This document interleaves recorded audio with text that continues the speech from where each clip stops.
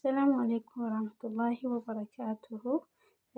كمتين يو أبي بوبورا بوينتي غير دولار تجري بانك توبي أتجاشو دندنيا نمجلو غافي ولدا غافتو بوينتي كينيا كانت افني تبنا غافا بوينتي تبنا كسيتي بربادي تنو فيدا ما دولارا افني تو ويزدرو كجتو كان ويزدرو نو كجتو كان تبنا جتودا Samboota kanaan dura waan yeroo hedduu wacii godheedhaa fi asitti akkaawuntiin itti fayyadamaa ture naa ba'ee jiraan immoo maaliin godhaa sanniin seetiin iyyuu waan inni Itoophiyaatti baasuu barbaadeedhaaf kamiin godhaa gubbaa kana tuqeen Itoophiyaatti barreessaa jechuudha. Sambooda Itoophiyaa jedhee asitti gaafan barreessu Itoophiyaa jedhee asitti naa baasee jira jechuudha.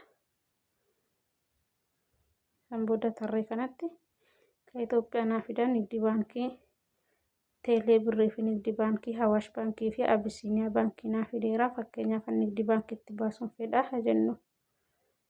Nigdi baankii akkanaan tuqaa koodiin kanaan duratti gashee na gaafata. Koodii sanan itti naqadhaa jechuudha.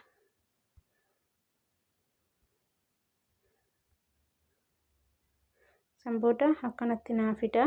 Ani iddoo kanatti wanni isin hubachuu qabdanu hambaasuu hin fedhu garuu ammoo isinitti agarsiisuuf malee jechuudha. Please iddoo jedhu full name iddoo jedhu kanatti maqaa nama sanaa tuqtu fakkeenyaaf Abbaa Kiyyarra Geeshaa jedhuun Arfaasaa jedhee akka itti barreesse asitti immoo gad darbee CBC birifoonii nambar naan jedha. Foonii nambarii immoo kan isaan itti guutaa jechuudha. Fakkeenyaaf 0917 01 Oromiffaan dubbadhaa raadaa sida duwwaa tokko 88 69 jedheen gad darbee lakkoofsa itti barreessa. Asitti immoo akkaawuntii isaatti barreessaa jechuudha. Keenyaaf 1,000 miti 1,000 kanatti fakkaata. Sambooda itti xumuraa jechuudha. Sambooda sabniin jedhaan asiin dhufe. Isinii galee sabniin jedhaan ammatti hin xumurre akkaawuntii kan maaliif baasuun barbaadu waan ta'eedhaaf sabniin gaafa jettanuuni qaxxitaa deeme sa'a 24 keessa bira ga'a jedha garuu daqiiqaa 5 turuu jechuudha kan birriin naqee Itoophiyaa ga'u.